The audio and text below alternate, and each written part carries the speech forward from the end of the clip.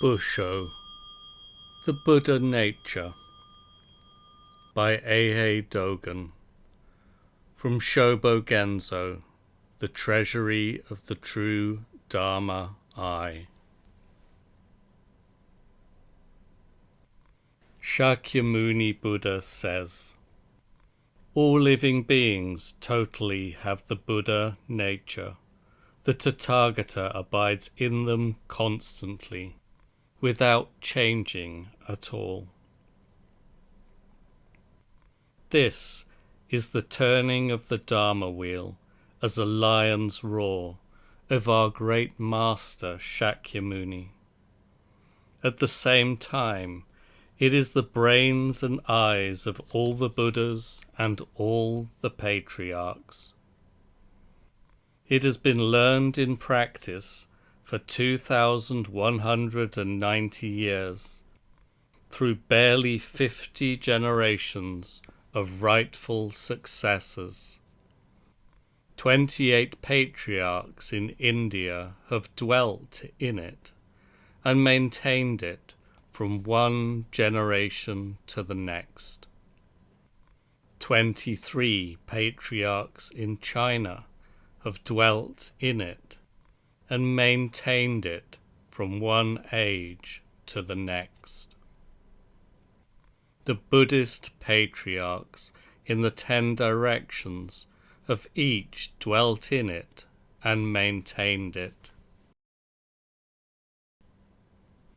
What is the point of the world-honored one's words that all living beings totally exist as the Buddha nature?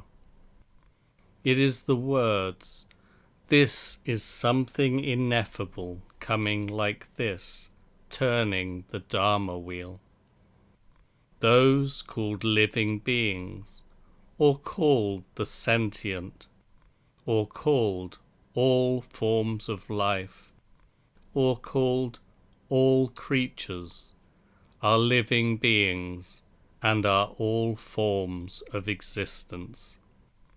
In short, total existence is the Buddha nature, and the perfect totality of total existence is called living beings. At just this moment, the inside and outside of living beings are the total existence of the Buddha nature. The state is more than only the skin, flesh, bones, and marrow that are transmitted one to one, because you have got my skin, flesh, bones, and marrow. Remember, the existence described now, which is totally possessed by the Buddha nature, is beyond the existence of existence and non-existence. Total existence is the Buddha's words, the Buddha's tongue, the Buddhist patriarch's eyes, and the nostrils of a patched robe monk. The words total existence are utterly beyond beginning existence, beyond original existence, beyond fine existence, and so on. How much less could they describe conditioned existence or illusory existence? They are not connected with mind and circumstances, or with essence and form, and the like. This being so, object and subject, as living beings and total existence, is completely beyond ability, based on karmic accumulation, beyond the random occurrence of circumstances, beyond accordance with the Dharma, and beyond mystical powers and practice and experience. If the total existence of living beings were ability based on karmic accumulation, were the random occurrence of circumstances, were accordance with the Dharma, and so on, then the saint's experience of the truth, the Buddha's state of Bodhi, and the Buddhist patriarch's eyes would also be ability based on karmic accumulation, the occurrence of circumstances, and accordance with the Dharma. That is not so. The whole universe is utterly without objective molecules. Here and now, there is no second person at all. At the same time, no person has ever recognized the direct cutting of the root. For when does the busy movement of karmic consciousness ever cease? Total existence is beyond existence that arises through random circumstances, for the entire universe has never been hidden. The entire universe has never been hidden does not necessarily mean that the substantial world is existence itself. At the same time, the entire universe is my possession, is the wrong view of non-Buddhists.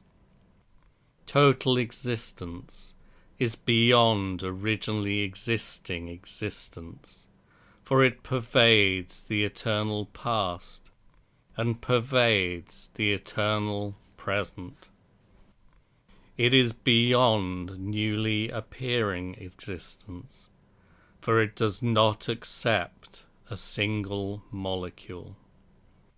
It is beyond separate instances of existence, for it is inclusive perception. It is beyond the existence of beginningless existence, for it is something ineffable coming like this. It is beyond the existence of newly arising existence, for the everyday mind is the truth. Remember, in the midst of total existence, it is difficult for living beings to meet easy convenience. When understanding of total existence is like this, total existence is the state of penetrating to the substance and getting free. Hearing the word Buddha nature, many students have misunderstood it to be like the self described by the non-Buddhist Seneca. This is because they do not meet people, they do not meet themselves, and they do not meet with a teacher. They vacantly consider mind, will, or consciousness, which is the movement of wind and fire, to be the Buddha nature's enlightened knowing, an enlightened understanding. Who has ever said that enlightened knowing and enlightened understanding are present in the Buddha nature?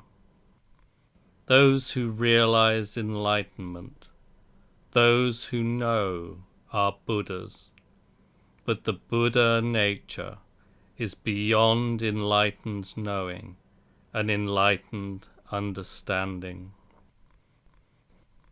Moreover, in describing the Buddhas as those who realize and those who know, we are not describing the wrong views randomly expressed by those others as realization and knowing.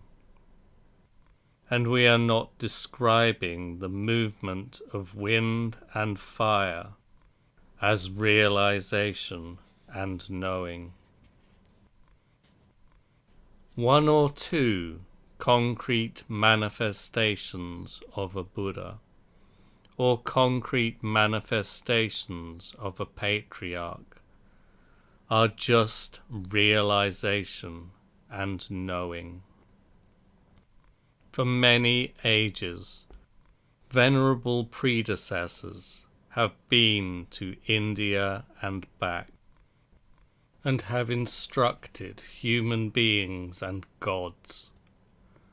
From the Han to the Song dynasties, they have been as numerous as rice plants, flax plants, bamboo, and reeds.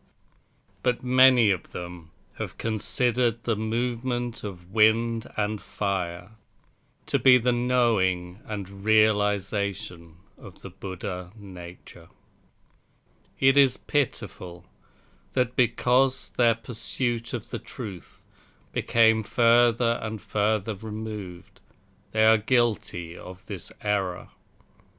Later students and beginners in Buddhism today should not be like that. We learn realization and knowing, but realization and knowing are beyond movement. We learn movement, but movement is not the state like this. If we are able to understand real movement, we will be able to understand real knowing and understanding. Buddha and nature have arrived at that place, and have arrived at this place. The Buddha nature is always total existence, for total existence is the Buddha nature.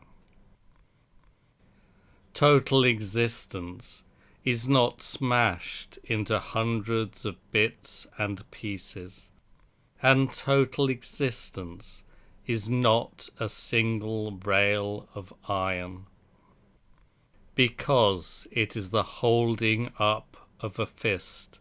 It is beyond large and small. What already has been called the Buddha nature should not be acquainted with saints, and should not be equated with the Buddha nature. But there is one group which thinks as follows. The Buddha nature is like the seed of a plant or a tree.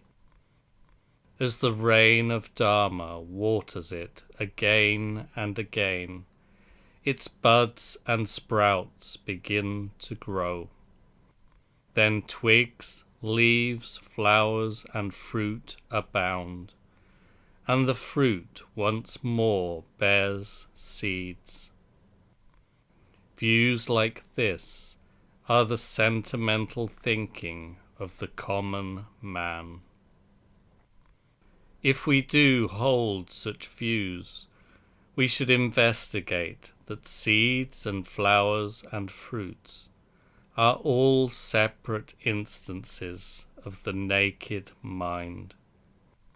In fruits there are seeds.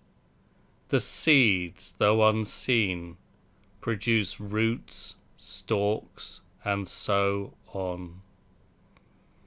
Though they do not gather anything to themselves, they grow into a profusion of twigs, branches, and trunks. They are beyond discussion of inside and outside, and in time, past and present, they are not void. Thus, even if we rely on the view of the common man, roots, stalks, branches, and leaves may all be the Buddha nature, which is born with them, which dies with them, and which is just the same as their total existence. The Buddha says, wanting to know the meaning of the Buddha nature, we should just reflect real-time causes and circumstances. When the time has come, the Buddha nature is manifest before us. This wanting to know the meaning of the Buddha nature does not only mean knowing. It means wanting to practice it, wanting to experience it, wanting to preach it, and wanting to forget it. Such preaching, practicing, experiencing, forgetting, misunderstanding, not misunderstanding, and so on, are all the causes and circumstances of real time. To reflect the causes and circumstances of real time is to reflect using the causes and circumstances of real time. It is mutual reflection through a whisk, a staff, and so on. On the basis of imperfect wisdom, faultless wisdom, or the wisdom of original awakening, fresh awakening, free awakening, right awakening, and so on. The causes and circumstances of real time can never be reflected.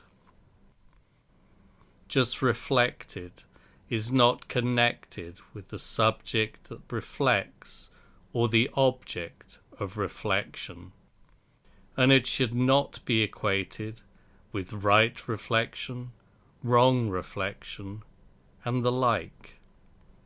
It is just reflection here and now. Because it is just reflection here and now, it is beyond subjective reflection, and it is beyond objective reflection.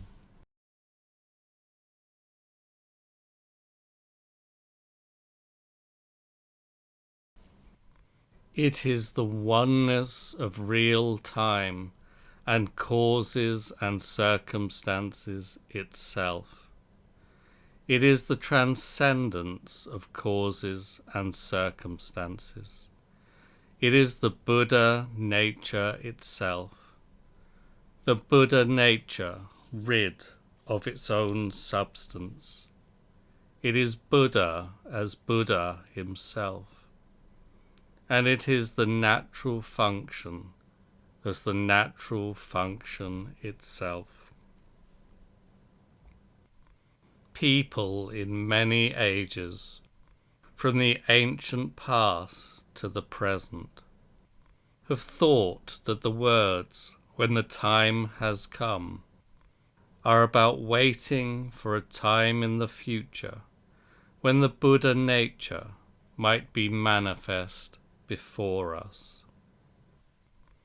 They think that continuing their practice with this attitude, they will naturally meet the time when the Buddha nature is manifest before them. They say that because the time has not come, even if they visit a teacher and ask for Dharma, and even if they pursue the truth and make effort, the Buddha nature is not manifest before them. Taking such a view, They vainly return to the world of crimson dust and vacantly stare at the Milky Way. People like this may be a variety of naturalistic non-Buddhists. The words, wanting to know the meaning of the Buddha nature, mean, for example, really knowing the meaning of the Buddha nature just here and now, should just reflect real-time causes and circumstances, means know causes and circumstances as real time, just here and now. If you want to know this Buddha nature, remember causes and circumstances as real time are just it. When the time has come, means the time has come already. What could there be to doubt? Even if there is a time of doubt, I leave it as it is. It is the Buddha nature returning to me. Remember, the time having come describes not spending any time in vain through the 12 hours. When it has come is like saying it has come already, and because the time has come, Buddha nature does not arrive. Thus, now that the time has come, this is just the manifestation before us of the Buddha nature, whose truth, in other words, is self-evident. In summary, there has never been any time which was not time having come, nor any Buddha nature which was not the Buddha nature manifesting itself before us. The 12th Patriarch, the Venerable Asvaghosha, in preaching the ocean of Buddha nature to the 13th Patriarch, says, "The mountains, rivers, and the earth, all relying on it, are constructed. Samadhi and the 6 powers, depending upon it, manifest themselves. So, these mountains, rivers, and earth are all the ocean of Buddha nature. As to the meaning of all relying on it are constructed, just the moment of construction itself is the mountains, rivers, and earth. He has actually said, all are constructed relying on it. Remember, the concrete form of the ocean of Buddha nature is like this. It should never be related with inside, outside, and middle. This being so, to look at mountains and rivers is to look at the Buddha nature, and to look at the Buddha nature is to look at a donkey's jaw or a horse's nose. We understand, and we transcend the understanding, that all rely means total reliance, and reliance on the total. Samadhi and the 6 powers manifest themselves depending upon this. Remember, the manifestation, the coming into the present of the various states of samadhi, is in the same state of all relying upon the Buddha nature. The dependence upon this and the non-dependence upon this of all 6 powers are both in the state of all relying on the Buddha nature. The 6 mystical powers are not merely the 6 mystical powers mentioned in the Agama Sutras. 6 describes 3 and 3 before, and 3 and 3 behind, as the 6 mystical power paramitas. So do not investigate the 6 mystical powers, as clear are the 100 things.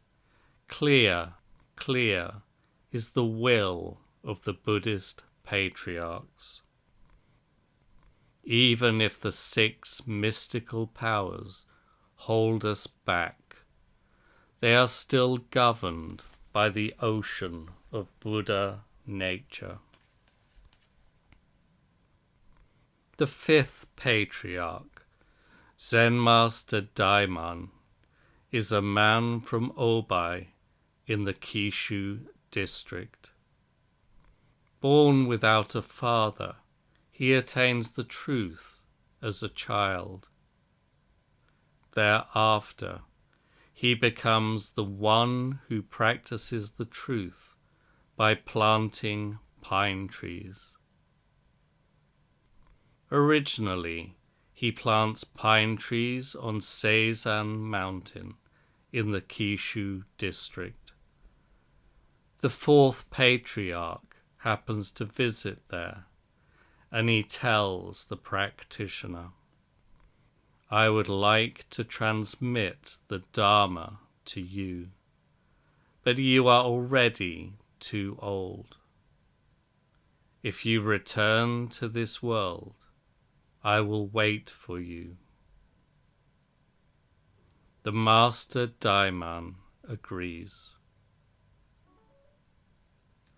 At last he is conceived in the womb of a daughter of the Shu family, who, the story goes, abandons the baby in the dirty water of a harbour.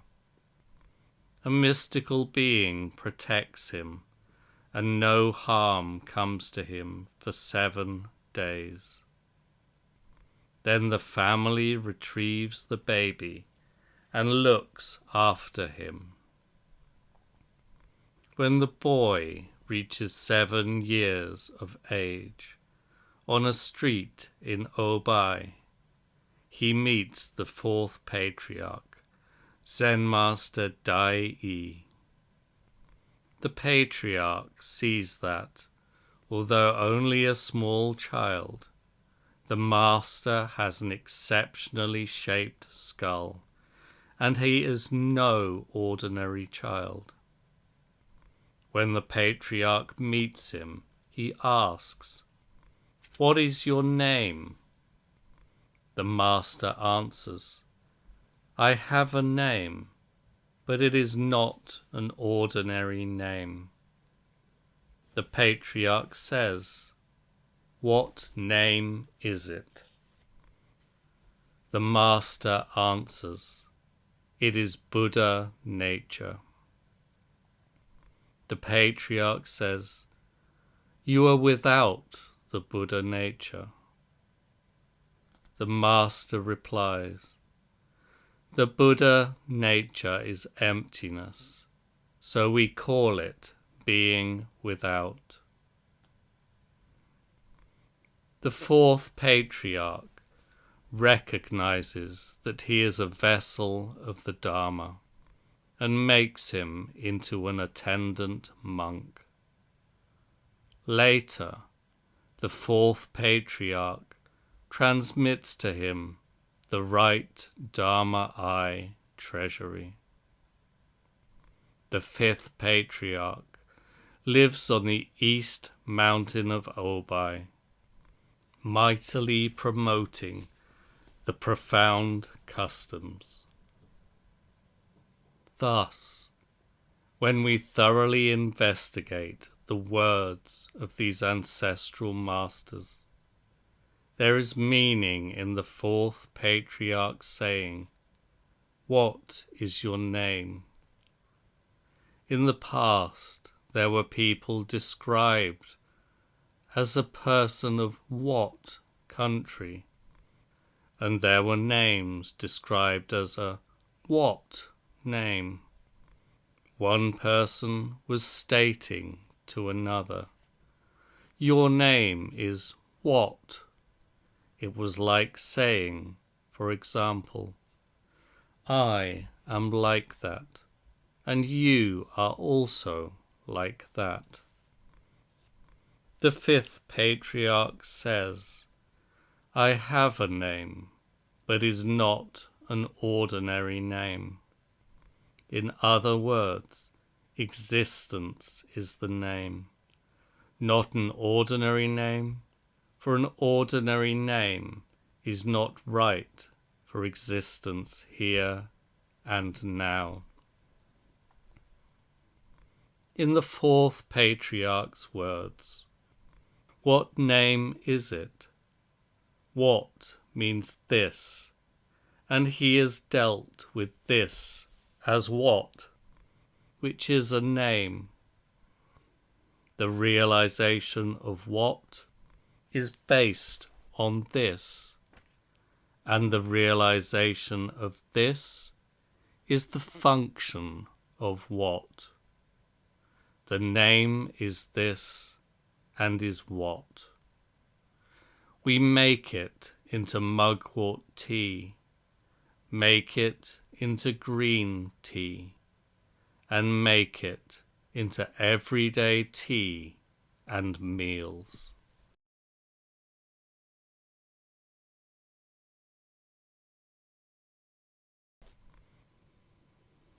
The fifth patriarch says, "It is Buddha nature." The point here is that this is the Buddha nature. Because it is what? It is in the state of Buddha.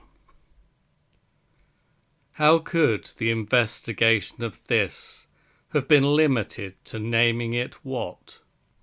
Even when this is not right, it is already the Buddha nature. Thus, this is what, and it is Buddha. And at the same time, when it has become free and has been bared, it is always a name. Just such a name is Shu. But it is not received from a father. It is not received from a grandfather. And it is not the duplication of a mother's family name. How could it be equated with a bystander? The fourth patriarch says, "You are without the Buddha nature." These words proclaim that you are not just anyone, and I leave your name up to you. But being without, you are the Buddha nature. Remember the following and learn it. At what moment of the present can we be without the Buddha nature? Is it that at the start of Buddhist life we are without the Buddha nature? Is it that in the ascendant state of Buddha we are without the Buddha nature? Do not shut out clarification of the 7 directions. and do not grope for attainment of the 8 directions. Being without the Buddha nature can be learned, for example, as a moment of samadhi. We should ask and should assert whether when the Buddha nature becomes Buddha, it is without the Buddha nature. We should make outdoor pillars ask. We should ask outdoor pillars, and we should make the Buddha nature ask this question. Thus, the words being without the Buddha nature can be heard coming from the distant room of the 4th Patriarch. They are seen and heard in Obai. They are spread throughout Joshu district, and they are exalted on Dai Mountain. We must unfailingly apply ourselves to the words being without the Buddha nature. Do not be hesitant. Though we should trace an outline of being without the Buddha nature, it has the standard, which is what? The real time, which is you. The devotion to the moment, which is this. And the name common to all, which is Shu. It is direct pursuit itself. The 5th Patriarch says, the Buddha nature is emptiness, so we call it being without. This clearly expresses that emptiness is not non-existence. To express that the Buddha nature is emptiness, we do not say it is half a pound, and we do not say it is 8 ounces, but we use the words being without. We do not call it emptiness because it is void, and we do not call it being without because it does not exist.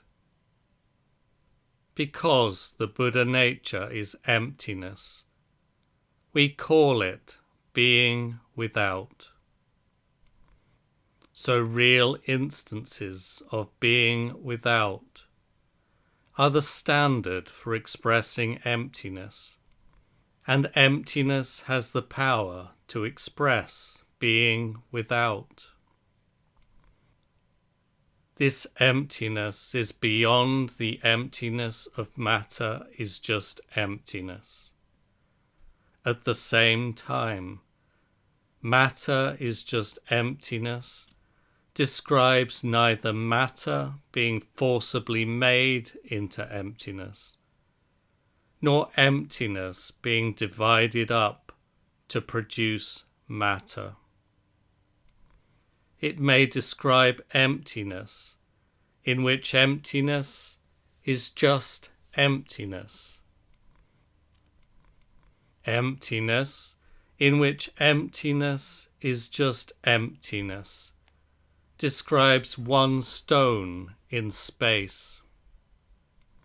This being so, the 4th Patriarch and the 5th Patriarch pose questions and make assertions about the Buddha nature being without, about the Buddha nature as emptiness, and about the Buddha nature as existence.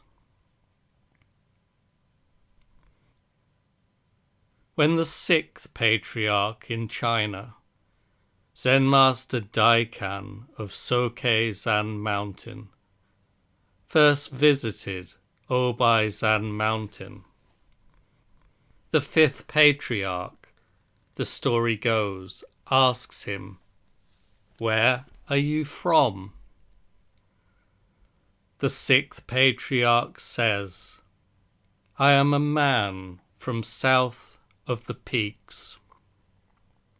The fifth patriarch says, what do you want to get by coming here? The sixth patriarch says, I want to become Buddha. The fifth patriarch says, a man from south of the peaks is without the Buddha nature.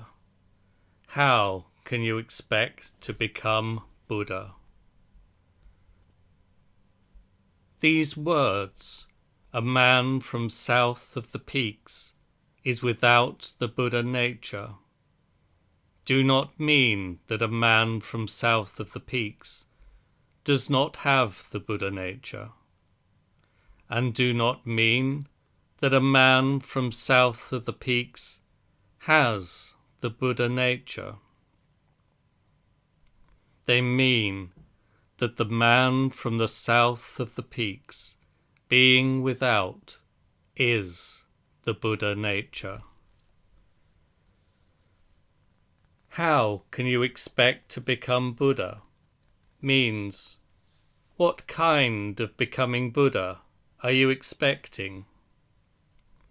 Generally, the past masters who have clarified the truth of the Buddha nature are few. It is beyond the various teachings of the Agama Sutras, and it cannot be known by teachers of sutras and commentaries. It is transmitted one-to-one by none other than the descendants of the Buddhist patriarch. The truth of the Buddha nature is that we are not equipped with the Buddha nature before we realize the state of Buddha. The Buddha nature and realization of Buddha inevitably experience the same state together. We should thoroughly investigate and consider this truth. We should consider it and learn it in practice for 30 years or 20 years. It is not understood by bodhisattvas in the 10 sacred stages or the 3 clever stages.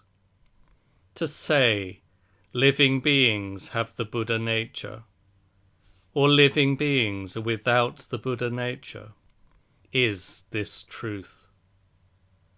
To learn in practice that the Buddha nature is something which is present following realization of Buddha is accurate and true. Teaching which is not learned like this is not the Buddha Dharma. Without being learned like this, the Buddha Dharma could not have reached us today. Without clarifying this truth, we neither clarify nor see and hear the realization of Buddha. This is why the fifth patriarch, in teaching the other, tells him, people from south of the peaks, being without, are the Buddha nature. When we first meet Buddha and hear the Dharma, the teaching that is difficult to get and difficult to hear is, living beings being without are the Buddha nature. In sometimes following good counselors, and sometimes following the sutras, what we should be glad to hear is living beings being without are the Buddha nature. Those who are not satisfied in seeing, hearing, realizing and knowing that all living beings being without are the Buddha nature, has never seen, heard, realized or known the Buddha nature. When the sixth patriarch earnestly seeks to become Buddha, the fifth patriarch is able to make the sixth patriarch become Buddha without any other expression and without any other skillful means, just by saying, "A man from south of the peaks, being without, is the Buddha nature." Remember, saying and hearing the words, "being without the Buddha nature," is the direct path to becoming Buddha. In sum, just at the moment of being without the Buddha nature, we become Buddha at once. Those who have neither seen and heard, nor expressed being without the Buddha nature, have not become Buddha. The sixth patriarch says, "People have north and south, but the Buddha nature is without north and south." We should take this expression and make effort to get inside the words. We should reflect on the words north and south with naked mind. The words of the sixth patriarch's expression of the truth have meaning in them. They include a point of view that people become Buddha, but the Buddha nature cannot become Buddha. Does the sixth patriarch recognize this or not?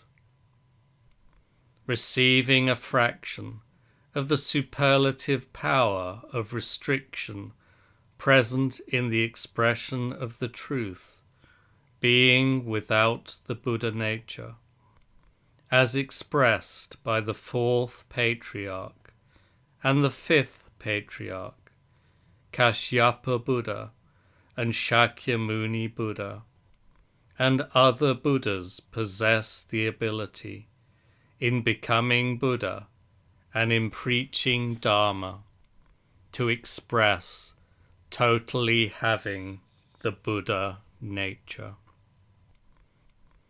How could the having of totally having not receive the Dharma from the being without, in which there is no being without? So the words, "being without the Buddha nature," can be heard coming from the distant rooms of the fourth patriarch and the fifth patriarch. At this time, if the sixth patriarch were a person of the fact, he would strive to consider these words, "being without the Buddha nature," setting aside for a while the being without, of having and being without. He should ask, just what is the Buddha nature? He should inquire, what concrete thing is the Buddha nature? People today, also, when they have heard of the Buddha nature, do not ask further, what is the Buddha nature? They seem only to discuss the meaning of the Buddha nature's existence, non-existence, and so on. This is too hasty. In sum, the being without, which belongs to various denials of existence,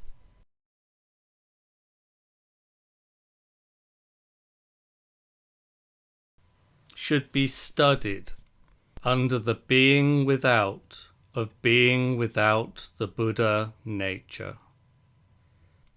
We should sift through 2 times and 3 times, for long ages, the 6th Patriarch's words. People have north and south, but the Buddha nature is without north and south. Power may be present just in the sieve. We should quietly take up and let go of the 6th Patriarch's words. People have north and south, but the Buddha nature is without north and south. Stupid people think the human world has north and south because it is hindered by physical substance, whereas the Buddha nature, being void and dissolute, is beyond discussion of north and south. Those who guess that the 6th Patriarch said this may be powerless dimwits. Casting aside this wrong understanding, we should directly proceed with diligent practice. The 6th Patriarch preaches to disciple Gyosho that without constancy is the Buddha nature. That which has constancy is the mind that divides all dharmas into good and bad. That without constancy, expressed by the 6th Patriarch, is beyond the supposition of non-Buddhists, the 2 vehicles, and the like, founding patriarchs and latest offshoots among non-Buddhists and the 2 vehicles, are without constancy, though they cannot perfectly realize it. Thus, when that without constancy itself preaches, practices, and experiences that without constancy, all may be that without constancy. If people can now be saved by the manifestation of our own body, we manifest at once our own body and preach for them the Dharma. This is the Buddha nature. Further, it may be sometimes the manifestation of a long Dharma body, and sometimes the manifestation of a short Dharma body. Everyday saints are that without constancy, and everyday commoners are that without constancy. The idea that everyday commoners and saints cannot be the Buddha nature may be a stupid view of small thinking and a narrow view of the intellect. Buddha is a bit of body, and nature is a bit of action. On this basis, the 6th Patriarch says that without constancy is the Buddha nature. The constant is the unchanging. The meaning of the unchanging is as follows. Even though we turn it into the separating subject and transform it into the separated object, because it is not necessarily connected with the traces of leaving and coming, it is the constant. In sum, that without constancy of grass, trees, and forests is just the Buddha nature. In that without constancy of the body and mind of a human being is the Buddha nature itself. National lands and mountains and rivers are that without constancy, because they are the Buddha nature. The truth of Anuttara Samyak Sambodhi, because it is the Buddha nature, is that without constancy. The great state of parinirvana, because it is that without constancy, is the Buddha nature. The various people of small views of the two vehicles, together with scholars of the Tripitaka who teach sutras and commentaries and the like, might be astonished, doubting and afraid at these words of the sixth patriarch. If they are astonished or doubting, they are demons and non-Buddhists. The 14th patriarch, the Venerable Ryuju, called Nagarjuna in Sanskrit, and called either Ryuju, Ryusho, or Ryumo in Chinese, is a man from Western India, and he goes to southern India. Most people of that nation believe in karma for happiness. The Venerable One preaches for them the subtle Dharma. Those who hear him say to each other, "The most important thing in the human world is that people possess karma for happiness."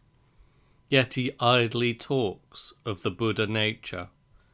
Who can see such a thing? The Venerable One says, if you want to realize the Buddha nature, you must first get rid of selfish pride. The people say, is the Buddha nature big, or is it small? The Venerable One says, the Buddha nature is not big and not small. It is not wide and not narrow. It is without happiness and without rewards. It does not die, and it is not born. When they hear these excellent principles, they all turn from their original mind. Then the Venerable One, from his seat, manifests his free body, which seems like the perfect circle of a full moon. All those gathered only hear the sound of Dharma. They do not see the Master's form. In that assembly is a rich man's son, Kanadeva. He says to the assembly, do you know what this form is, or not? Those in the assembly say, the present form is something our eyes have never before seen, our ears have never before heard, our minds have never before known, and our bodies have never before experienced. Kanadeva says, here the Venerable One is manifesting the form of the Buddha nature to show it to us. How do we know this? It may be presumed that the formless state of samadhi in shape resembles the full moon.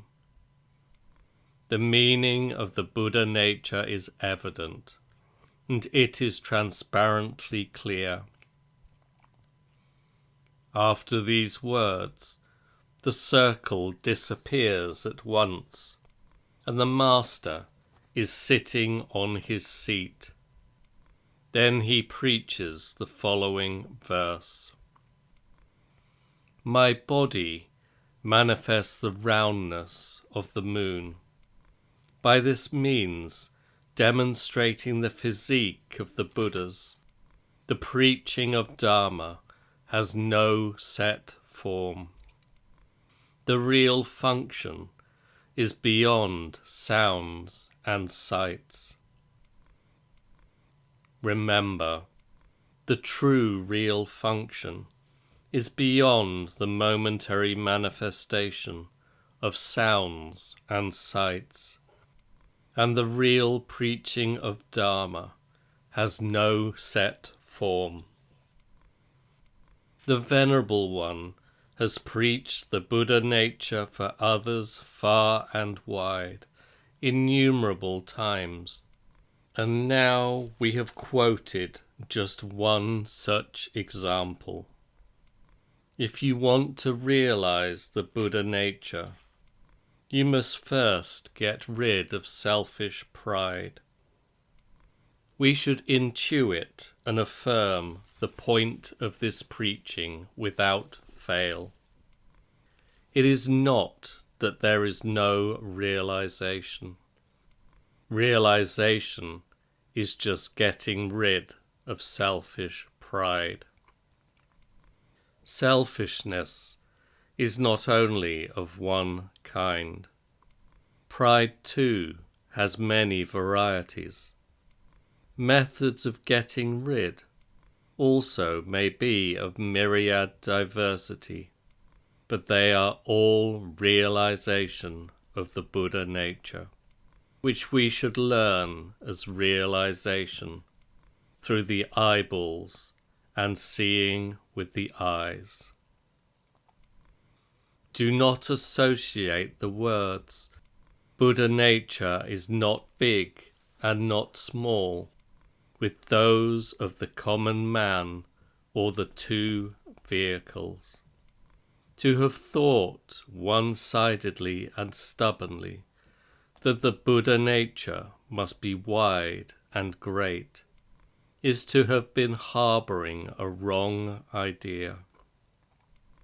We should consider, as we hear it now, the truth which is restricted just in the moment of the present by the expression beyond big and beyond small. For we are able to utilize this hearing as consideration. Now let us listen to the poem preached by the Venerable One, in which he says, "My body manifests the roundness of the moon," by this means demonstrating the physique of the Buddhas. Because his manifestation of a body has already by concrete means demonstrated the physique of the Buddhas, it is the roundness of the moon. So we should all learn length, shortness, squareness, and roundness as this manifestation of a body. Those who have become more and more unfamiliar with body and with its manifestation are not only ignorant of the roundness of the moon, but are also other than the physique of the Buddhas. Stupid people think that what the Venerable One calls the roundness of the moon is the manifestation of a fantastically transformed body. This is the wrong idea of types who have not received the transmission of the Buddha's truth. At what place and at what moment might there be another transmission of a different body? Remember, at this time, the Venerable One is simply seated upon his high seat. The manner in which his body manifests itself is just the same as in the case of any person seated here now. This body is just the roundness of the moon manifesting itself. The body manifesting itself is beyond square and round, beyond existence and non-existence, beyond invisibility and visibility, and beyond the 84,000 skandhas. It is just the body manifesting itself. The roundness of the moon describes the moon of this place is the place where something ineffable exists. Explain it as fine, or explain it as coarse. Because this body manifesting itself first must have got rid of selfish pride. It is not that of Nagarjuna. It is the physique of the Buddhas. And because it demonstrates by concrete means, it lays bare the physique of the Buddhas. That being so, the periphery of Buddhas is irrelevant. Though the Buddha nature has transparent clarity, which in shape resembles the full moon, there is no arranging of a round moon form. Furthermore, the real function is beyond sounds and sights. The body manifesting itself also is beyond the visual body and beyond the world of aggregation. Its appearance is the same as that of the world of aggregates, but it is demonstration by concrete means. It is the physique of the Buddhas. Such is the aggregation of Dharma preaching, which has no set form. When that which has no set form further becomes the formless state of samadhi, it is a body manifesting itself.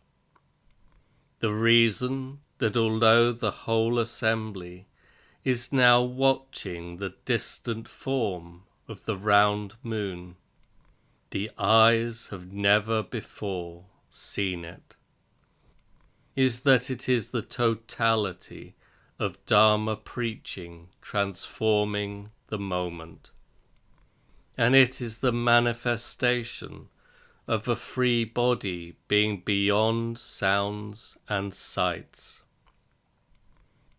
Momentary disappearance and momentary appearance are the stepping forward and stepping back of a circle. Then, from his seat, he manifests his free body, just at which moment all those gathered only hear the sound of Dharma. They do not see the Master's form. The Venerable One's rightful successor, the Venerable Kanadeva, clearly knows this as the form of the full moon. He knows this as the roundness of the moon. He knows this as the body manifesting itself. He knows this as the nature of the Buddhas, and he knows this as the physique of the Buddhas.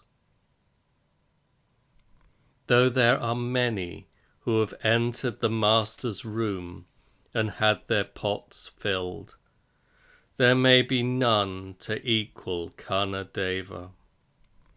Kanadeva is a venerable one worthy of a half seat, and he is a guiding master to the order, a complete authority in an auxiliary seat. His having received the authentic transmission of the right Dharma I treasury, the supreme and great Dharma, is similar to the case of the venerable Mahakasyapa, who was the chief seat on Vulture Peak. Nagarjuna had many disciples before his conversion, when he belonged to the teachings of non-Buddhism, but he has bid them all farewell. Having become a Buddhist patriarch, Nagarjuna authentically transmits the great Dharma I treasury to Karnadeva as the one rightful successor to be given the Dharma. This is the one-to-one transmission of the Buddha's supreme truth. Nevertheless, wrong groups of usurpers often boast, "We also are the heirs to the Dharma of the great Nagarjuna." They make commentaries and put together interpretations, often having feigned the hand of Nagarjuna himself. These works are not the works of Nagarjuna. Groups discarded long ago by Master Nagarjuna disturb and confuse human beings and gods. Disciples of the Buddha should solely recognize that teachings not transmitted by Karnadeva are not the truth of Nagarjuna. This is right belief and the right conclusion. But many accept what they know to be fake. The stupidity of living beings who insult the great Prajna is pitiful and sad. The Venerable Karnadeva, the story goes, indicating the Venerable Nagarjuna's body manifesting itself, tells the assembly, "Here the Venerable One is manifesting the form of the Buddha nature, to show it to us. How do we know this? It may be presumed that the formless state of samadhi in shape resembles the full moon. The meaning of the Buddha nature is evident, and it is transparently clear. Among the skin bags of the past and present, who have seen and heard the Buddha Dharma, that has now spread through the heavens above, through the human world, and through the great 1,000 Dharma worlds. Who has said that a body manifesting its form is the Buddha nature? Through the great 1,000 Dharma worlds, only the Venerable Karnadeva has said so. The others only say that the Buddha nature is not seen by the eyes, not heard by the ears, not known by the mind, and so on.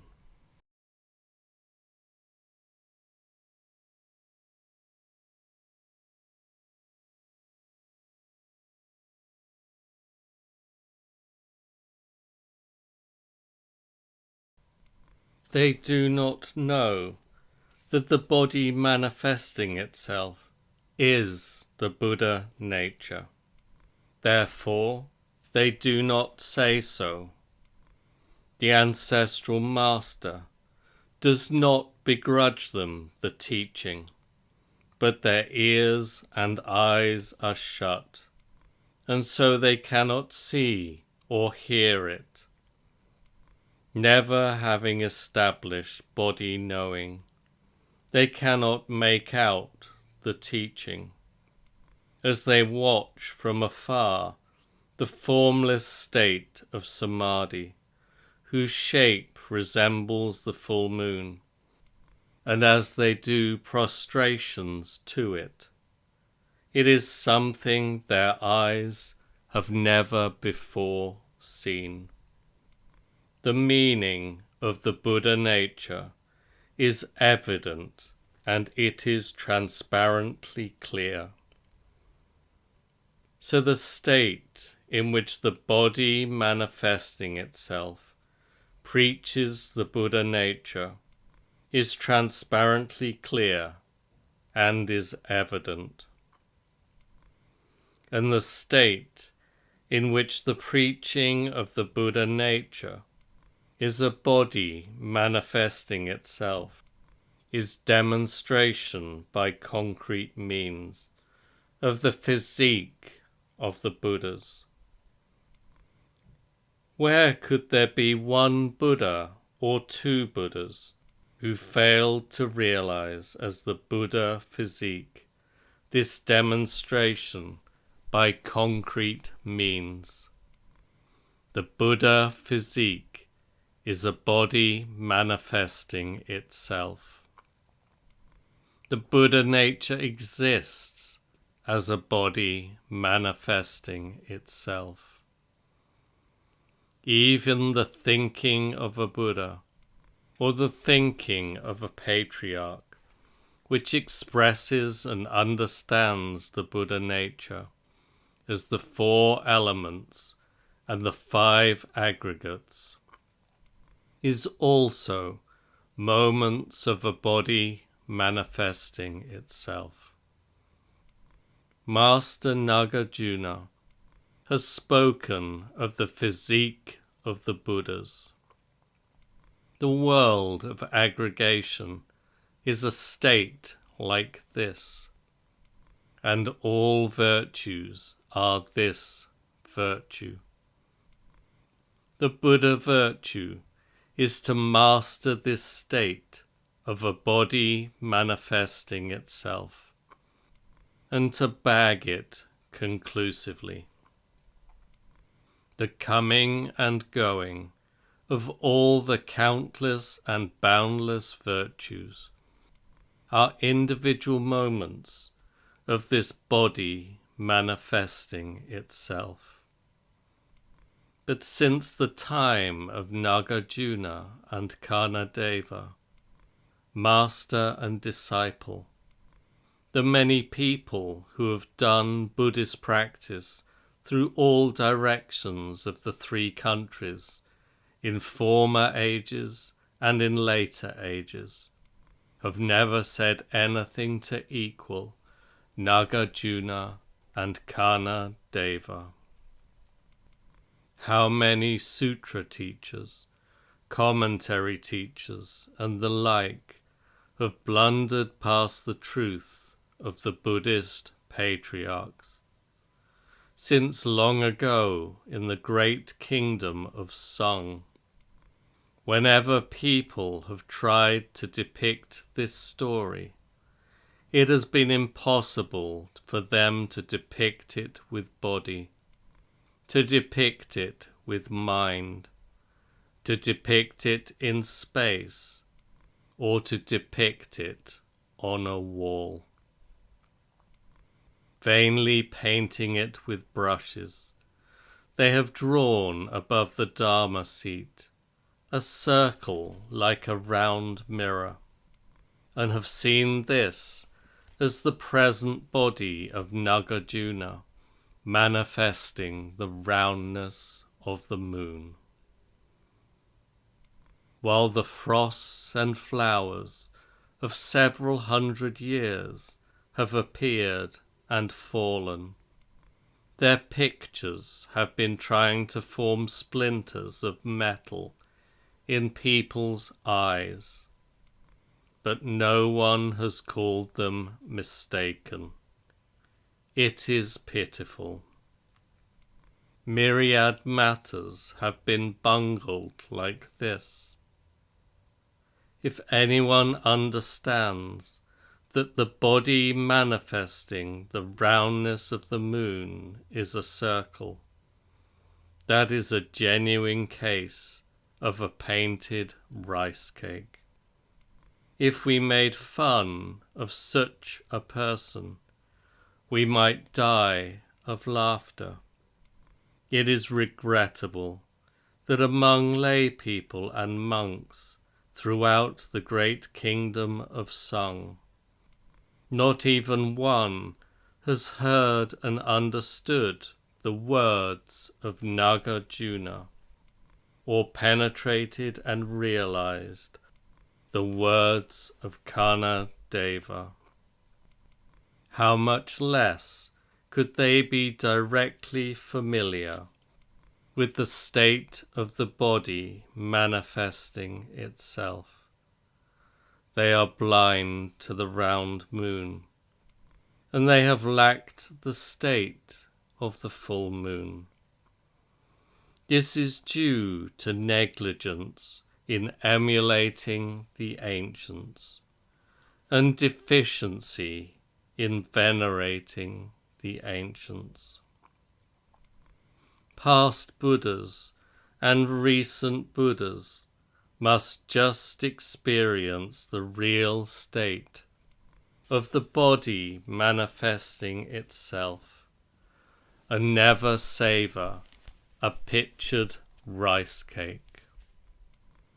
Remember, in the depiction of the image of the body manifesting the roundness of the moon, there must be the body manifesting its form upon the Dharma seat.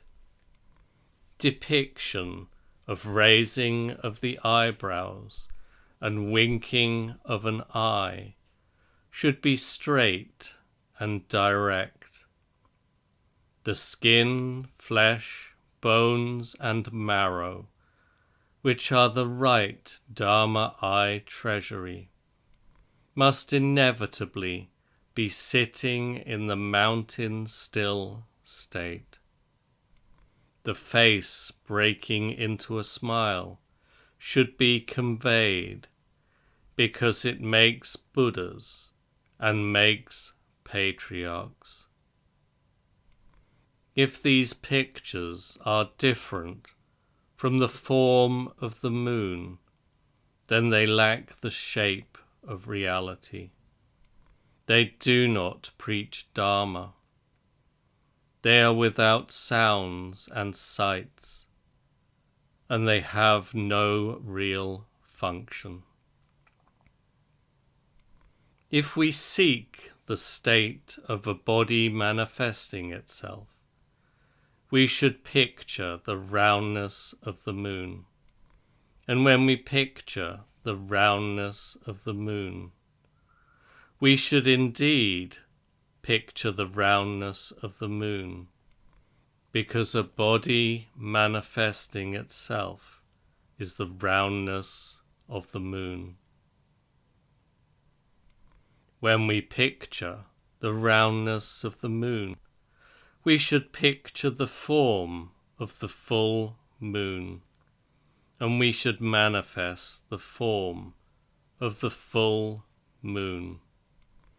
However, people do not depict a body manifesting itself, do not depict the round moon, do not depict the form of the full moon, do not picture the physique of the Buddhas, do not physically realize demonstration by concrete means, and do not picture the preaching of the Dharma.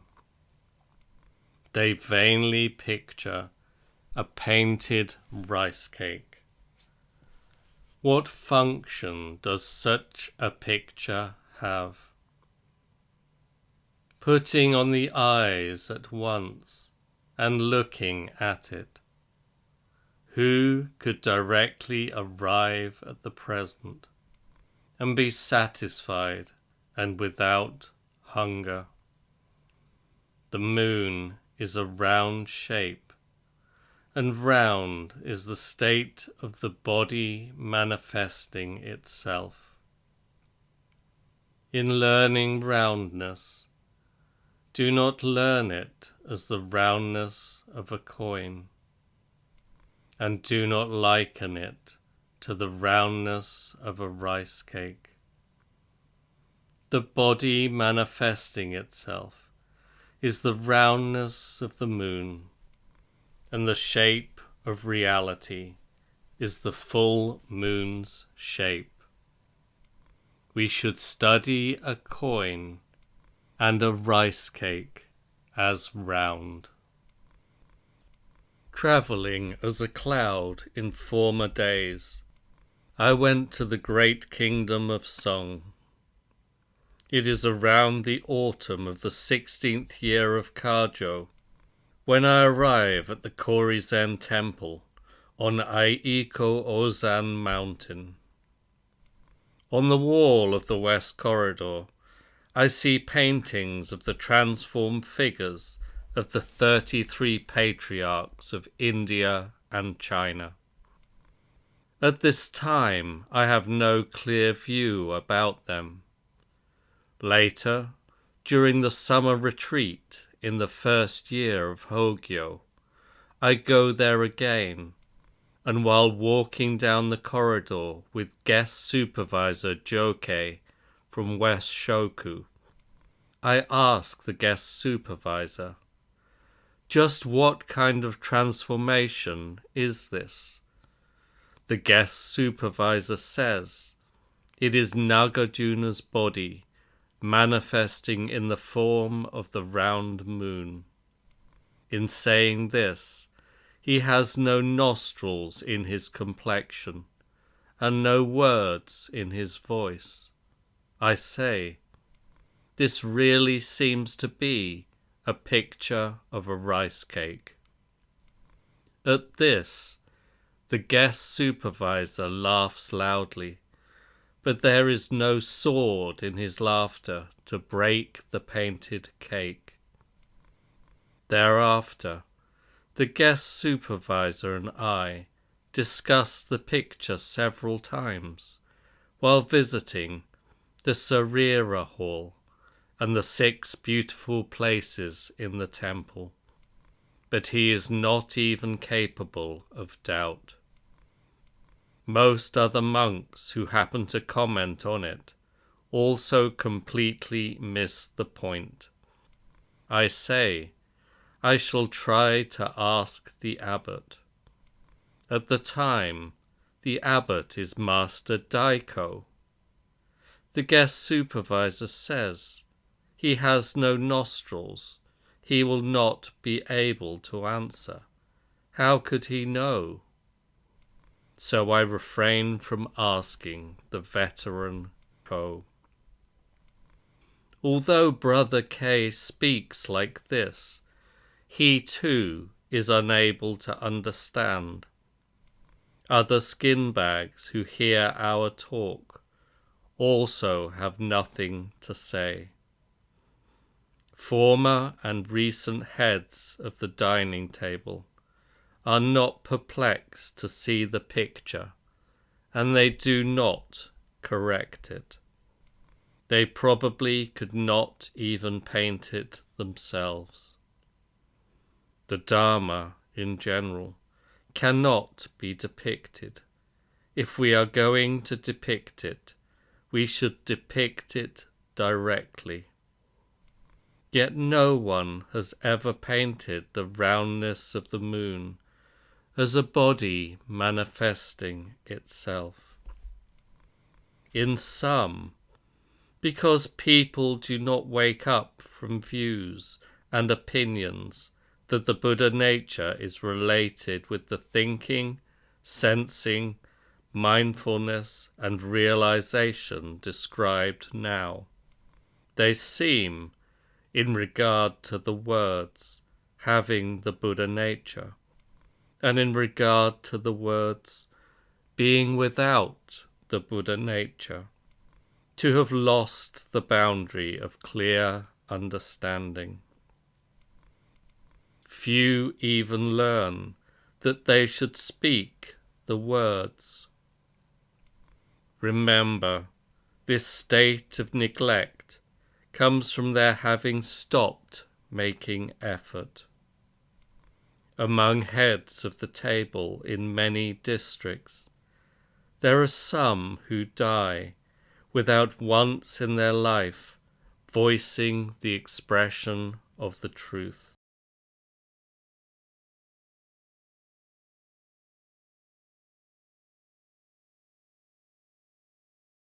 The Buddha nature. Some say that those who listen to teachings discuss the Buddha nature, but patch-robed monks who practice Zen should not speak of it. People like this really are animals. Who are the band of demons that seek to infiltrate and to defile the truth of our Buddha Tathagata? Is there any such thing as listening to teachings in the Buddha's truth? Is there any such thing as practicing Zen in the Buddha's truth? Remember that in the Buddha's truth there has never been any such thing as listening to teachings or practicing Zen. National Master Sai An from the Enkan district of Koshu is a venerable patriarch in Basso's lineage. One day he preaches to the assembly, all living beings have the Buddha nature. These words, all living beings, should be investigated at once. The actions, ways, circumstances, and personalities of all living beings are not only one, and their views are miscellaneous. Common men, non-Buddhists, the 3 vehicles, the 5 vehicles, and so on, may be concrete individuals. The meaning of all living beings, as described now in Buddhism, is that all those that have mind are living beings, for minds are just living beings. Those without mind may also be living beings, for living beings are just mind. So minds are all living beings, and living beings all have the Buddha nature. Grass, trees, and national lands are mind itself. Because they are mind, they are living beings, and because they are living beings, they have the Buddha nature. The sun, the moon, and the stars are mind itself. Because they are mind, they are living beings, and because they are living beings, they have the Buddha nature. The having Buddha nature, of which the National Master speaks, is like this. If it is not like this, it is not the having Buddha nature of which we speak in Buddhism. The point expressed now by the National Master is only that all living beings have the Buddha nature. Those who are utterly different from living beings might be beyond having the Buddha nature. So now, let us ask the national master, do all Buddhas have the Buddha nature or not? We should question him and test him like this. We should research that he does not say, all living beings are the Buddha nature itself, but says, all living beings have the Buddha nature. He needs to get rid of the have in have the Buddha nature. Getting rid is the single track of iron, and the single track of iron is the way of the birds. Then, the nature of all Buddhas possesses living beings. This principle not only elucidates living beings, but also elucidates the Buddha nature. The national master is not struck by realization of this understanding while he is expressing the truth, but that is not to deny that he will be struck by the realization in time. Neither is his expression of the truth today without meaning. Moreover, we do not always understand ourselves the truths with which we are equipped, but the four elements and the five aggregates are present nonetheless, and skin, flesh, bones, and marrow are present nonetheless. This being so, there are cases in which expressions are expressed by a whole life, and there are individual moments of life which are dependent upon their expression. Zen Master Dai En of Dai-I-San Mountain one day preaches to the assembly. All living beings are without the Buddha nature. Among the human beings and gods who hear this, there are those of great makings who rejoice, and there is no absence of people who are astonished and doubtful. The words preached by Shakyamuni are, all living beings totally have the Buddha nature. The words preached by Dai-I are, all living beings are without the Buddha nature. There may be a great difference between the meaning of have and are without as words, and some may doubt which expression of the truth is accurate and which not. But only all living beings are without the Buddha nature is the senior in Buddhism. Although Enkan's words about having the Buddha nature seem to stretch out a hand together with the eternal Buddha, the situation may be a staff being carried on the shoulders of two people. Now Dai-I is not like that. The situation may be the staff swallowing the two people. Moreover, the national master is Basso's disciple, and Dai-I is Basso's grandson disciple. Yet the Dharma grandson is a veteran of the truth of his grandfather master, and the Dharma son is a youngster in the truth of his father master. The conclusion which Dai-I expresses now is that he has seen all living beings are without the Buddha nature as the conclusion. He is never describing a nebulous state which is wide of the mark.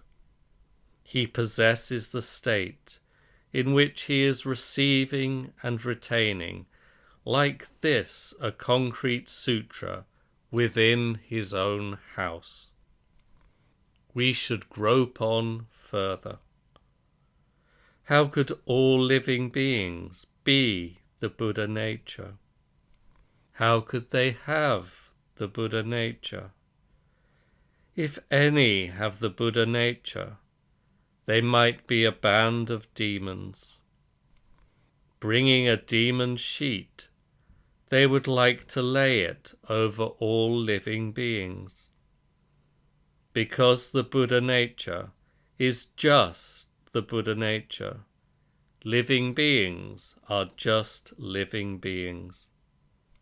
Living beings are not originally endowed with the Buddha nature.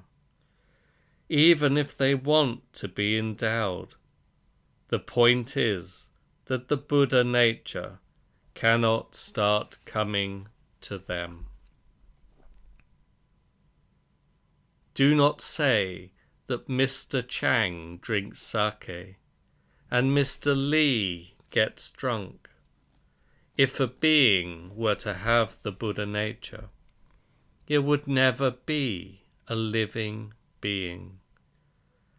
And a state in which living beings are present is ultimately other than the Buddha nature.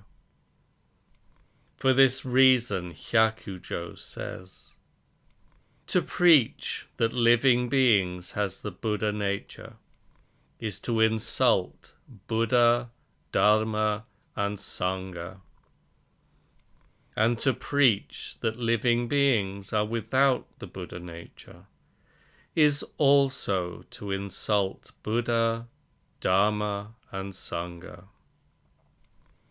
So to say, have the Buddha nature, and to say, are without the Buddha nature, both become an insult. Even if they become an insult, we should not refrain from saying them. Now I would like to ask you, Dai-I and Hyakujo, I do not deny that it is an insult, but have you been able to explain the Buddha nature or not? If they are able to explain, the explanation will restrict the explanation itself. If there is an act of explaining, it will experience the same state as the act of hearing. Further, I would like to say to Dai-I, although you have expressed the truth that all living beings are without the Buddha nature, you have not said that all the Buddha nature is without living beings, and you have not said that all the Buddha nature is without the Buddha nature.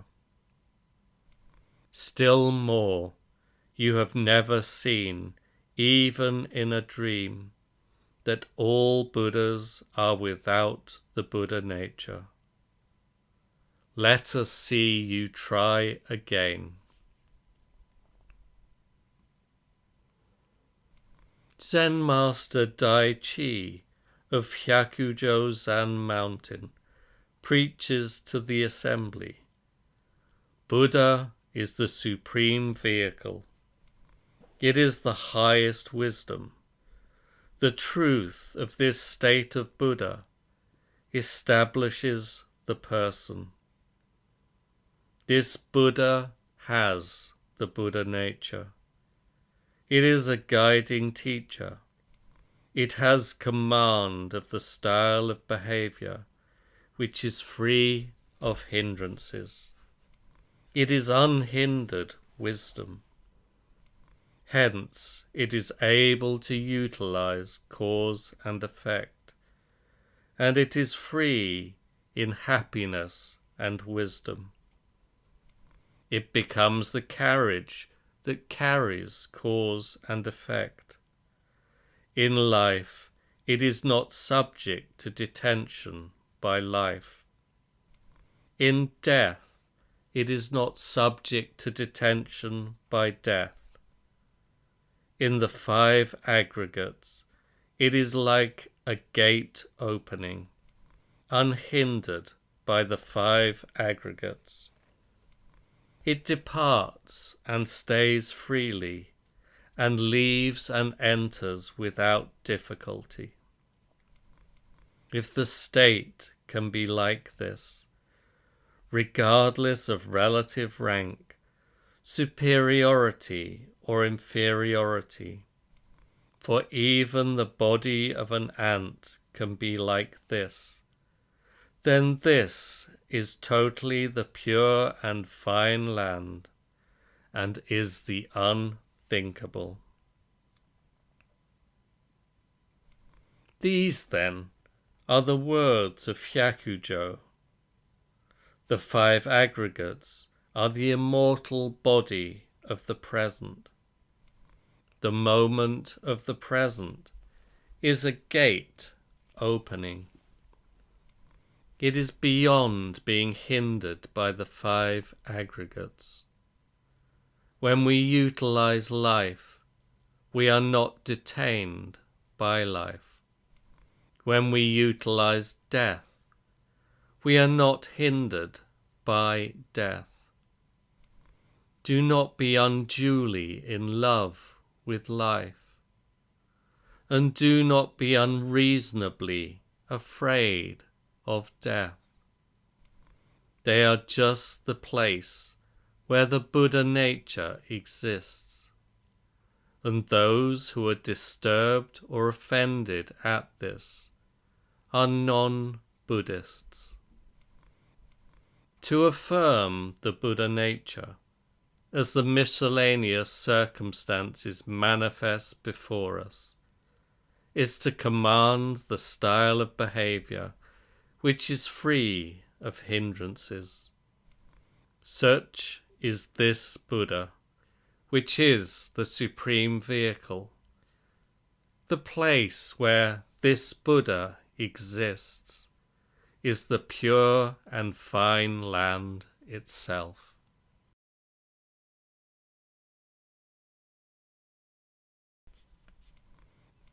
Obaku is sitting in Nansen's tea room.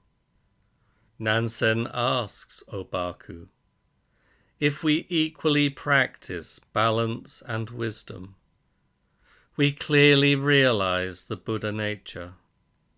How about this theory?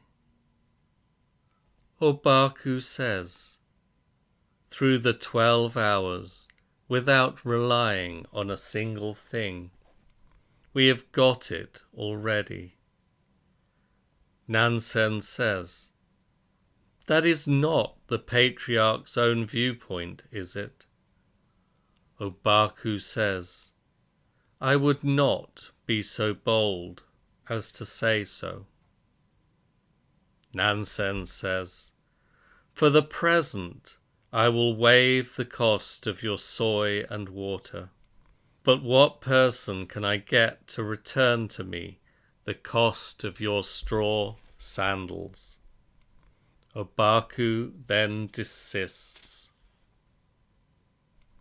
The point of this equal practice of balance and wisdom is not that as long as the practice of balance does not hinder the practice of wisdom, there is clear realization of the Buddha nature in their equal practice. The point is that in the state of clearly realizing the Buddha nature, there is practice, which is the equal practice of balance and wisdom. Nansen says, how about this theory? This may be the same as saying, for example, clearly realizing the Buddha nature is the action of who?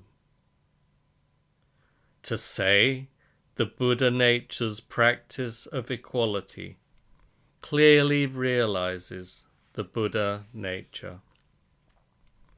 How about this theory would also be an expression of the truth? Obaku says, the 12 hours do not rely on a single thing. The point here is that although the reality of the 12 hours is located in the reality of the 12 hours, it is beyond reliance, because the state of not relying on a single thing is the reality of the 12 hours. The Buddha nature is clearly realized.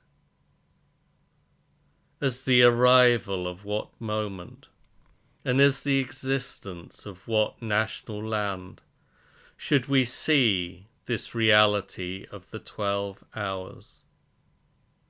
Must the 12 hours mentioned now be the 12 hours of the human world? Do the 12 hours exist in far distant places? Have the 12 hours of a world of white silver just come to us temporarily? Whether they are of this land or whether they are of other worlds, they are beyond reliance. They are the reality of the 12 hours already, and so they may be beyond reliance. Saying, that is not the patriarch's own viewpoint, is it? Is like saying, you do not say that this is your viewpoint, do you? Though Nansen says, is it the patriarch's own viewpoint? Obaku cannot turn his head to Nansen and say, it is mine.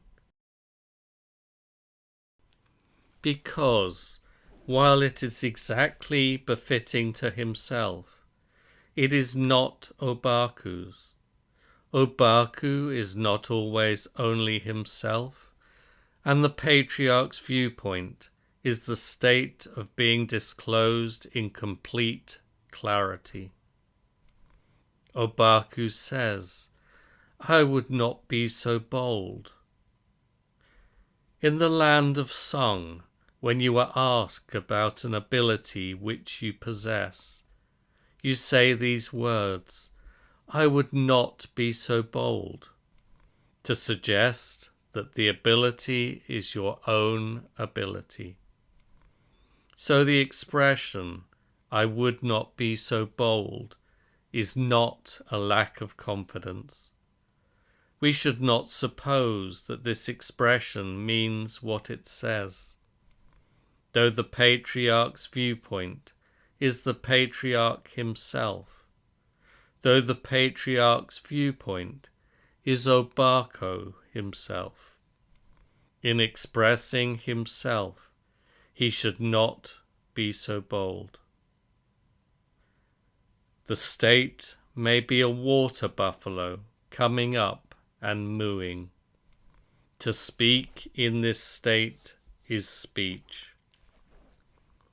We should also try to express in other speech, that is speech, the principle that Obaku expresses.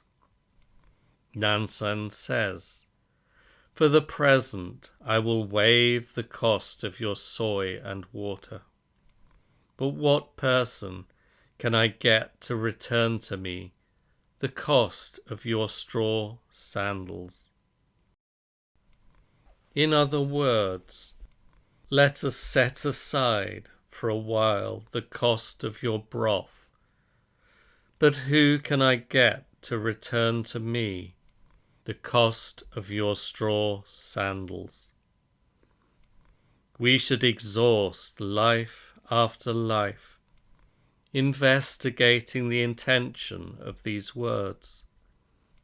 We should apply the mind and diligently research why he is not concerned for the present about the cost of soy and water.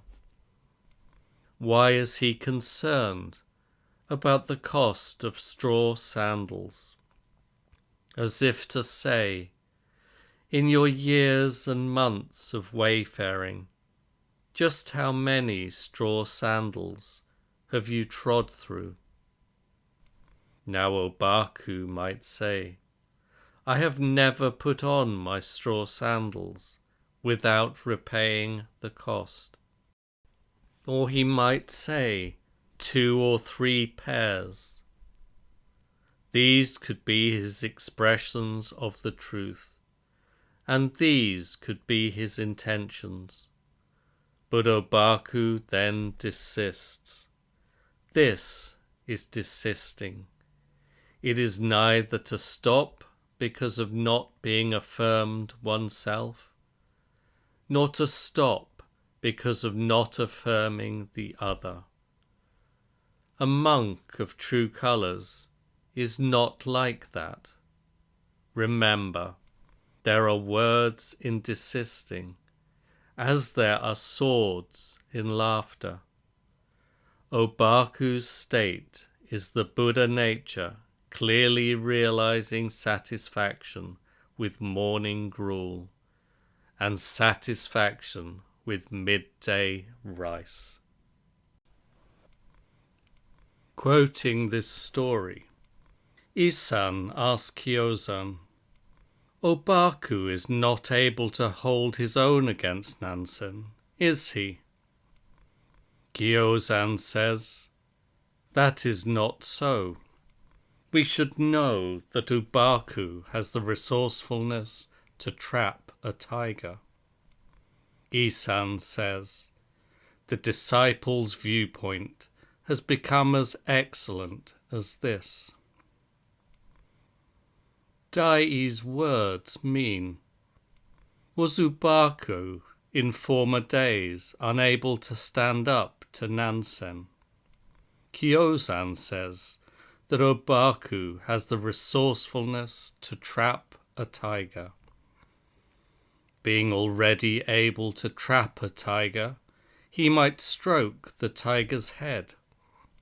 To trap a tiger and to stroke a tiger are to go among alien beings, is to clearly realize the Buddha nature, to open an eye. Or is the Buddha nature's clear realization the loss of an eye? Speak at once, speak at once. The Buddha nature's viewpoint has become as excellent as this. For this reason, half things and complete things are beyond reliance. 100,000 things are beyond reliance, and 100,000 hours are beyond reliance. And for this reason I say, traps are a unity. Real time is the concrete 12. Reliance and the state beyond reliance are like vines clinging onto a tree. The reality of the universe and the whole universe itself at last are prior to the occurrence of words. A monk asked Great Master Shinsei of Joshu, does even a dog have the Buddha nature or not? We should clarify the meaning of this question. A dog is a dog. The question does not ask whether the Buddha nature can or cannot exist in the dog. it asks whether even an iron man learns the truth. To happen upon such a poison hand may be a matter for deep regret, and at the same time the scene recalls the meeting after 30 years with half a sacred person. Joshu says, "It is without." When we hear this expression, there are concrete paths by which to learn it. The being without, with which the Buddha nature describes itself, may be expressed like this. The not having, which describes the dog itself, may be expressed like this. There may come a day when this being without becomes merely the grinding away of a stone. The monk says, all living beings totally have the Buddha nature. Why is the dog without? The intention here is as follows. If all living beings did not exist, then the Buddha nature would not exist, and the dog would not exist. How about this point? Why should the dog's Buddha nature depend on non-existence? Joshu says, because it has karmic consciousness. The intention of this expression is that even though the reason it exists is karmic consciousness, and to have karmic consciousness is the reason it exists, the dog is without anything, and the Buddha nature is without anything.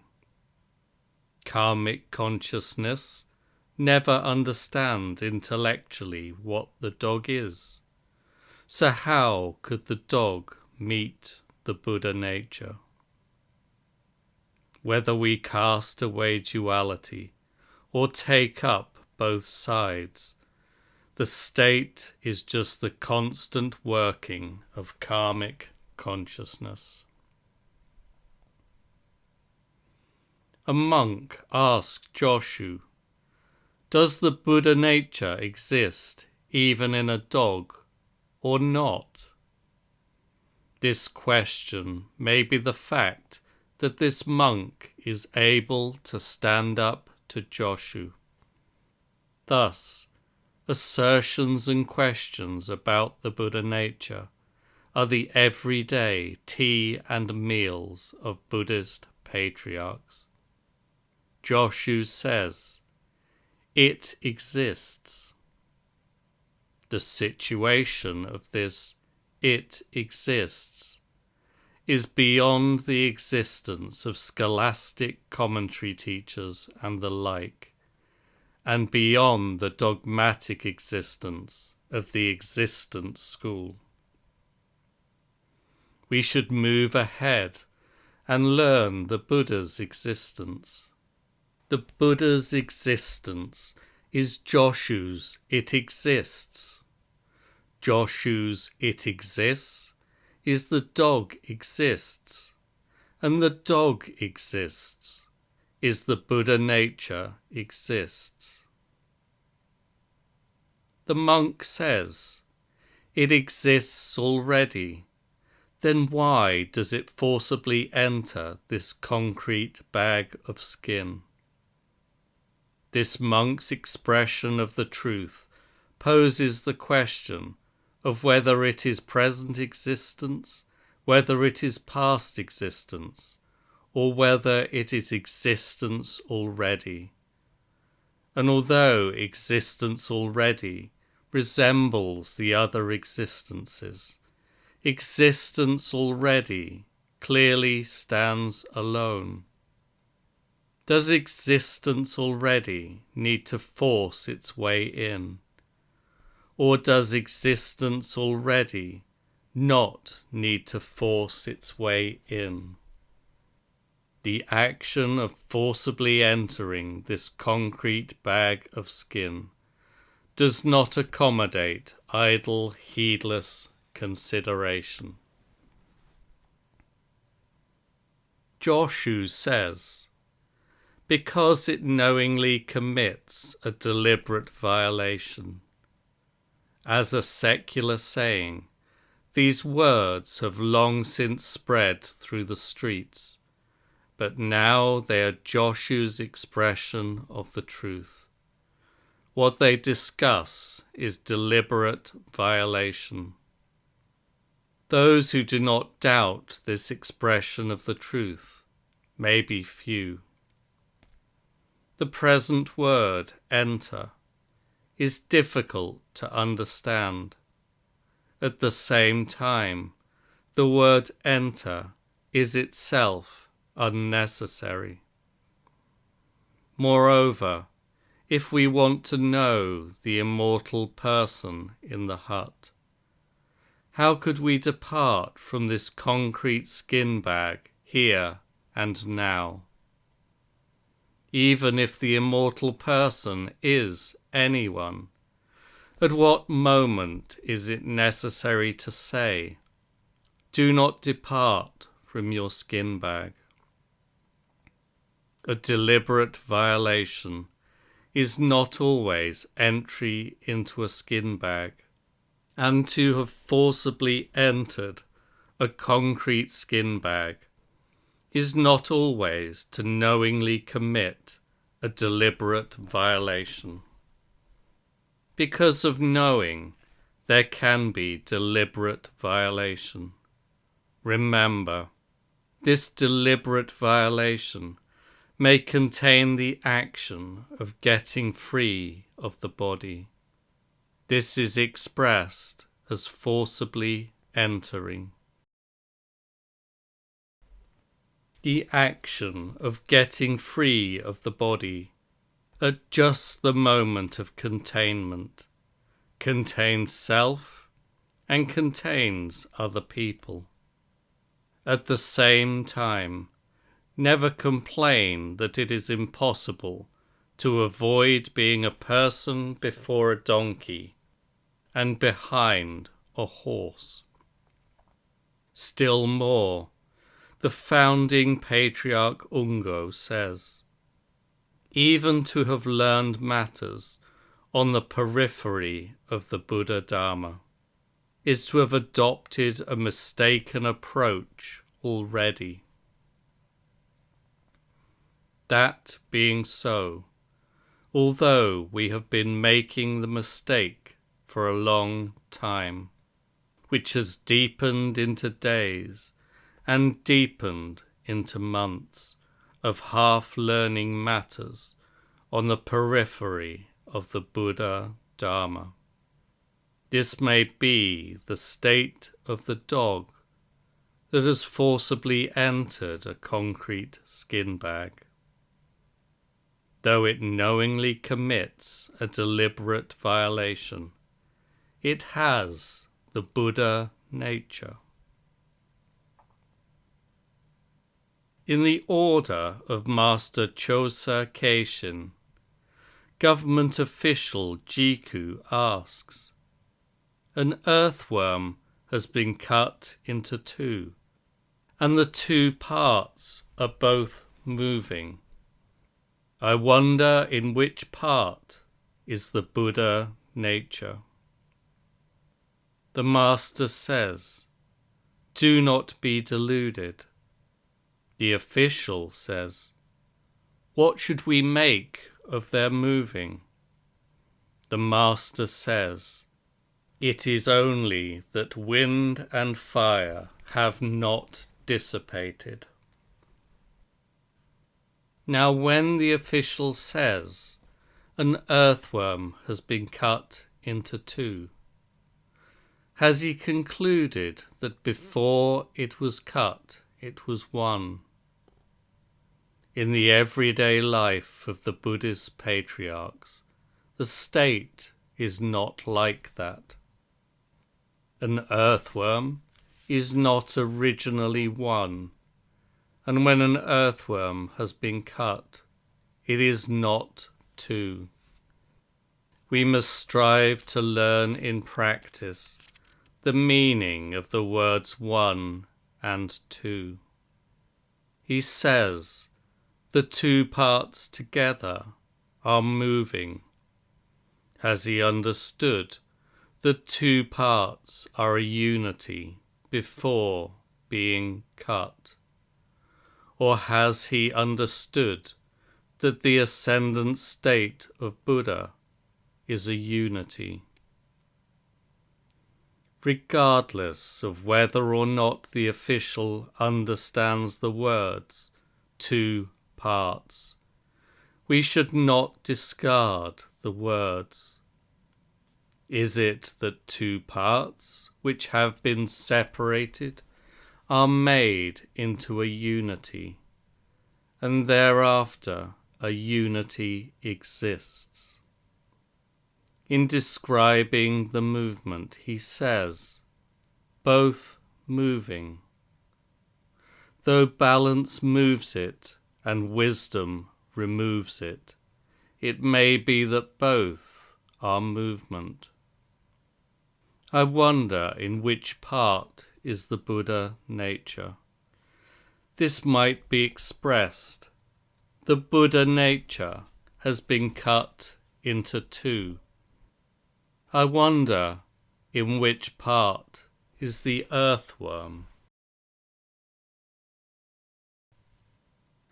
We should clarify this expression of the truth in detail. Does saying the two parts are both moving, in which part is there the Buddha nature, mean that if both are moving, they are unfit as a location for the Buddha nature? Does it mean that if both are moving, although movement takes place in both, the location of the Buddha nature must be one or the other of them? The Master says, do not be deluded. What might be his point here? He says, do not be deluded. That being so, does he mean that when the two parts are both moving, they are without delusion or beyond delusion? Or does he simply mean that the Buddha nature is without delusion? We should also investigate whether he is saying there are no delusions, without touching upon discussion of the Buddha nature, and without touching upon discussion of the two parts. Do the words, what should we make of their moving, say that, because they are moving, an extra layer of Buddha nature should be laid upon them? Or do the words assert that because they are moving, they are beyond the Buddha nature? Saying wind and fire have not dissipated may cause the Buddha nature to manifest itself. Should we see it as the Buddha nature? Should we see it as wind and fire? We should not say that the Buddha nature and wind and fire both appear together, and we should not say that when one appears, the other does not appear. We should not say that wind and fire are just the Buddha nature. Therefore, Chosa does not say, an earthworm has the Buddha nature. And he does not say, an earthworm is without the Buddha nature. He only says, do not be deluded, and says, wind and fire have not dissipated. To fathom the vigorous state of the Buddha nature, we should use Chosa's words as the standard. We should quietly consider the words, wind and fire have not dissipated. What kind of truth is present in the words, not dissipated? Does he say not dissipated to express that wind and fire have accumulated, but there has not yet come a time for them to disperse? That could not be so. Wind and fire have not dissipated is a Buddha preaching Dharma, and undissipated wind and fire are the Dharma preaching Buddha. For example, one sound preaching Dharma is the moment having arrived, and Dharma preaching as one sound is the arrived moment. For Dharma is one sound, and one sound is Dharma. Furthermore, to think that the Buddha nature exists only in the time of life, and that it will vanish at the time of death, is extremely naive and shallow. The time of living is the Buddha nature as existence, and is the Buddha nature as being without. The time of dying is the Buddha nature as existence, and is the Buddha nature as being without. If we are able to discuss the dissipation and non-dissipation of wind and fire, that may be discussion of the dissipation and non-dissipation of the Buddha nature. The time of dissipation may be existence as the Buddha nature, and may be being without as the Buddha nature. The time of non-dissipation may be existence as the Buddha nature, and may be being without as the Buddha nature. Those who have wrongly attached to the contrary view, that the Buddha nature may or may not exist, depending upon movement and non-movement, may or may not be divine, depending on consciousness and non-consciousness, and may or may not be the natural function, depending on knowing and not knowing, are non-Buddhists. Since the kalpa without a beginning, many stupid people have seen consciousness of the divine as the Buddha nature, and as the original human state. A person could die laughing. To express the Buddha nature further, although it need not be getting covered in mud and staying in the water, it is fences, walls, tiles, and pebbles. When we express it in the further ascendant state, Just what is the Buddha nature? Have you fully understood? 3 heads and 8 arms.